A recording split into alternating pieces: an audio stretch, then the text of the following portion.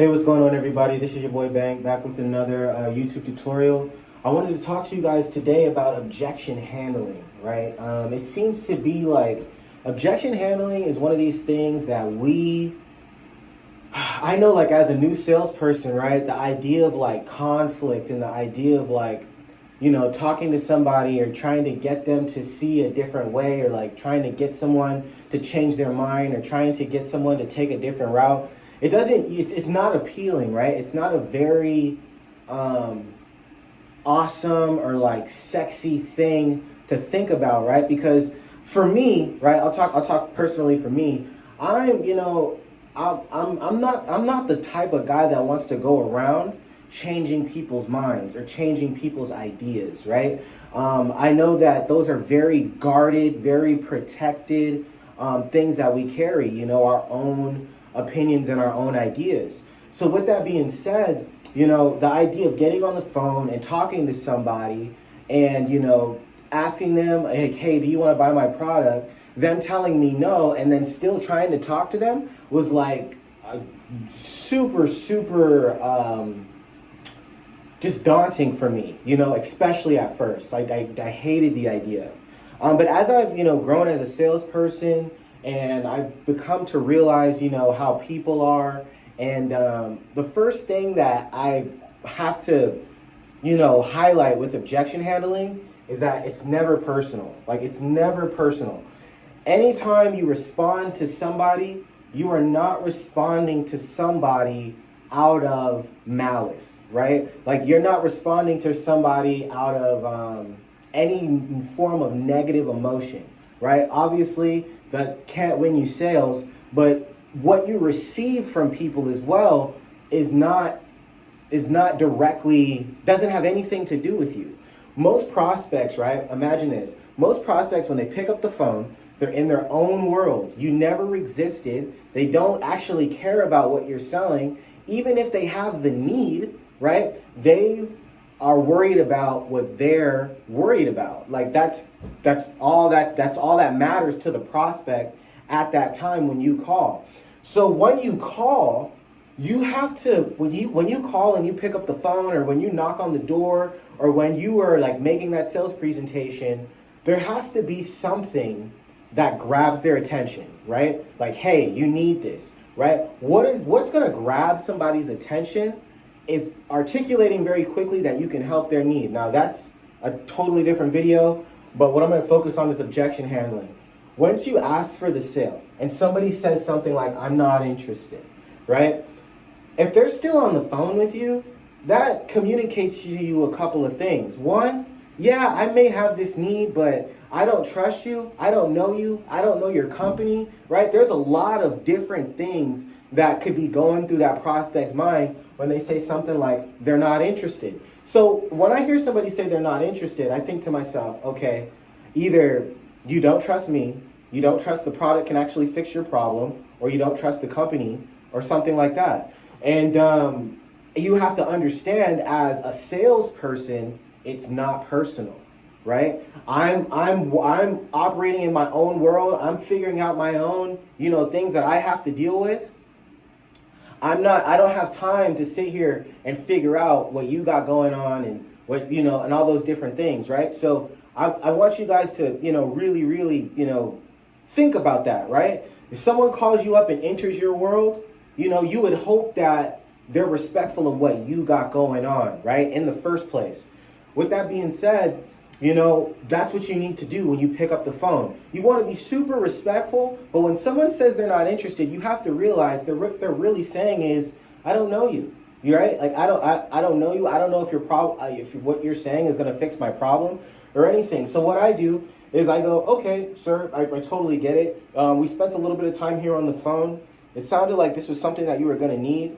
Let me ask you a question.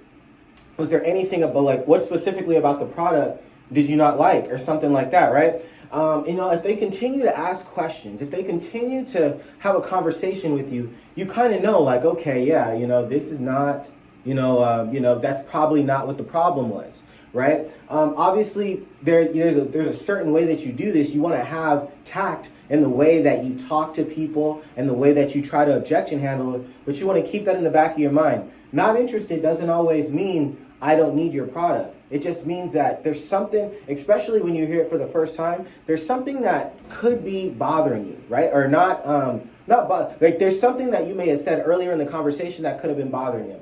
There's something that could have, with the way you said something may need to be re-explained, right? So keep those things in mind. The next thing is I can't afford it. Now, usually when somebody sits through a sales presentation and tells you I can't afford it, they could really mean they can't afford it. Like that really could happen. They could have the need, they could be a great prospect, but if they can't afford it, they can't afford it. However, there are times where they can afford it, but they're going to say they can't. And the reason why is because they don't trust you. They don't think that you're actually going to fix their problem. They don't actually feel like you're going to, fulfill their need, or they've been burned before by another, company trying to get this need fulfilled. And now here you are sounding like every other salesperson that's ever existed. And you need to, and they're trying to say like, you know what, man, I can't afford it. This is not for me. With that being said, most companies have a way of doing price drops, adding extra incentives, right? Restructuring the form of payment to see if somebody is able to come on board. So when that happens, I do something like this. I say, hey, listen, man, you sat through our presentation. It sounded like you liked what we had to offer. I want to just be upfront with you. I know for a fact that I can help you fix your problem, right? But I can't help you fulfill your need, and I can't, be of service to you if I don't know all the factors, that exist. Now, if you really can't afford it, you really can't afford it, right? That's you just can't. But with that being said, if you can, or if you're open to a way of really owning this, like if money wasn't an issue, would you want to buy this? And if they say yes, then okay, let's restructure this payment. Let's do something that can help this person, help fix their need, right? So keep that in mind. The last thing I want to talk about is my spouse. I hear this one. I hear it less and less now, but usually this is a really popular way of trying to get a salesman off your doorstep or off of the phone.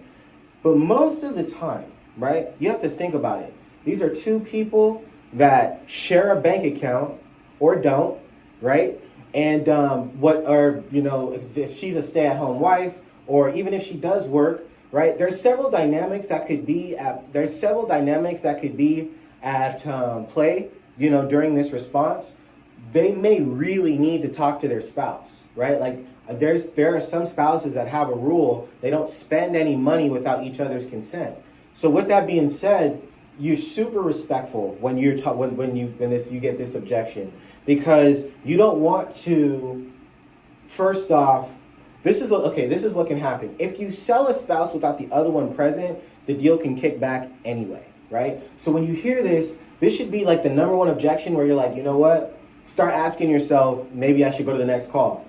But the only time I would really sell something like an objection like this is if these two people know and love each other. They've been together for a while. They probably share a bank account. They know the money that gets spent. The instant one of them spends money, the next one knows, right? So they have the ability to, go and spend money without each other, but they usually can come back and, they talk to each other about what they spend. With that being said, you say something like, look, man, you've been with your girl for how long? All right, great. Don't get me wrong. Every time that she wants to go buy a purse, does she call you? Every time that she wants to go buy a hoodie, does she call you? Here you are about to make an investment to better your company, to better your business. What do you think she's going to say? Yeah, she wants more purses. She wants more hoodies. She wants more clothes. She wants more jewelry, right? So this is a really great purchase, right? So I say something like that, depending on where you're at with that person. You cannot say something like that if you have not built rapport. You cannot say something like that if that person does not believe you care.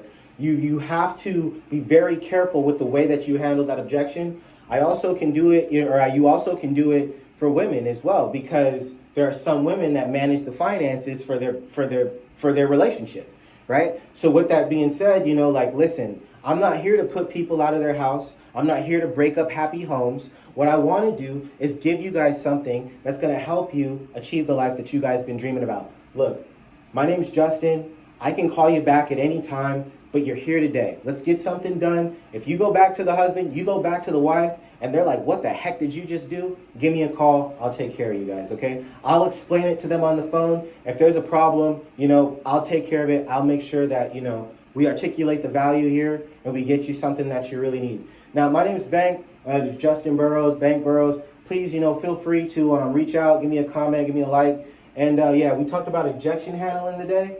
I'm a technology salesman, and I'm happy to be of service to you guys. I hope you guys enjoyed this content.